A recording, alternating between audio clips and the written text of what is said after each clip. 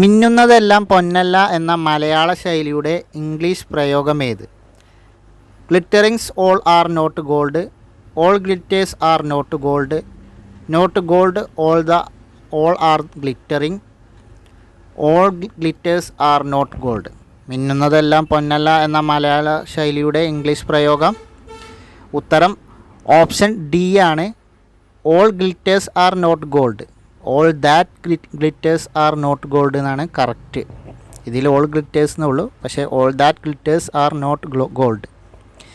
What a dirty city എന്ന വാക്യത്തിൻ്റെ ഏറ്റവും ഉചിതമായ മലയാള വാക്യം ഇത്? എന്തൊരു വൃത്തികെട്ട നഗരം, എത്ര വൃത്തികെട്ട നഗരം, എന്തു വൃത്തികെട്ട നഗരം, എങ്ങനെ വൃത്തികെട്ട നഗരം. വാട്ട് എ ഡേർട്ടി സിറ്റി, അതിൻ്റെ മലയാള തർജ്ജമ ഉത്തരം ഓപ്ഷൻ എ, എന്തൊരു വൃത്തികെട്ട നഗരം. കോവിലൻ ആരുടെ തൂലികാനാമമാണ്? V V Ayyappan, P Ayyaneth, A Ayyappan, Ayyappa Panicker. Kovilan ഉത്തരം ഓപ്ഷൻ എ ആണ്. വി വി അയ്യപ്പൻ്റെ തൂലികാനാമമാണ് കോവിലൻ. പപ്പു ഏതു കൃതിയിലെ കഥാപാത്രമാണ്? ഒരു ദേശത്തിൻ്റെ കഥ, ഒരു തെരുവിൻ്റെ കഥ, ഏണിപ്പടികൾ, ഓടയിൽ നിന്ന്. പപ്പു എന്നത് ഏത് കൃതിയിലെ കഥാപാത്രമാണ്? ഉത്തരം ഓപ്ഷൻ ഡി, ഓടയിൽ നിന്ന്. അത് എഴുതിയത് ഓടയിൽ നിന്ന് എന്ന കൃതി എഴുതിയത് കേശവദേവ്. താഴെ കൊടുത്തിരിക്കുന്നവയിൽ ഏറ്റവും ഉയർന്ന തുകയുള്ള സാഹിത്യ പുരസ്കാരം ഏതാണ്? വള്ളത്തോൾ അവാർഡ്, എഴുത്തച്ഛൻ പുരസ്കാരം, സരസ്വതി സമ്മാൻ, ജ്ഞാനപീഠം.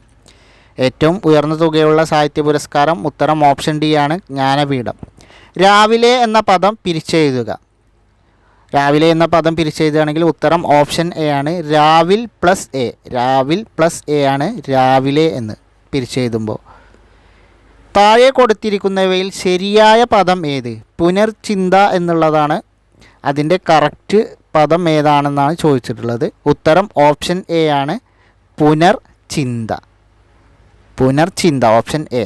ഓപ്ഷൻ ബിയും സിയും ഡിയും നോക്കുക, അതൊക്കെ തെറ്റാണ്.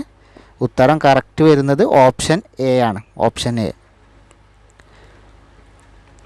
അളവ് എന്നർത്ഥം വരുന്ന പദമേത്? പരിണാമം, പരിമാണം, പരിണതം, പരിമളം. അളവ് എന്നർത്ഥം വരുന്ന പദം ഉത്തരം ഓപ്ഷൻ ബി ആണ്, പരിമാണം. പരിമാണം എന്നാണ് അളവ് എന്നതിൻ്റെ മറ്റൊരു പദം. താഴെ കൊടുത്തിരിക്കുന്നവയിൽ തെറ്റായ വാക്യപ്രയോഗം ഏതാണ്? താഴെ കൊടുത്തിരിക്കുന്നവയിൽ തെറ്റായ വാക്യം, ഇത് ഒഴിവാക്കിയ ചോദ്യമാണ്, ഇതിൽ കറക്റ്റ് ഉത്തരം ഇല്ല.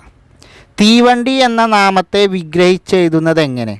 തീ കൊണ്ടുള്ള വണ്ടി, തീയാൽ ഓടിക്കപ്പെടുന്ന വണ്ടി, തീ ഉള്ള വണ്ടി, തീയും കൊണ്ട് ഓടുന്ന വണ്ടി.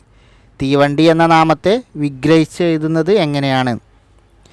അത് തീവണ്ടി എന്ന നാമത്തെ വിഗ്രഹിച്ചെഴുതിയാൽ ഉത്തരം ഓപ്ഷൻ ബി ആണ്, തീയാൽ ഓടിക്കപ്പെടുന്ന വണ്ടി. തീയാൽ ഓടിക്കപ്പെടുന്ന വണ്ടിയാണ് തീവണ്ടി.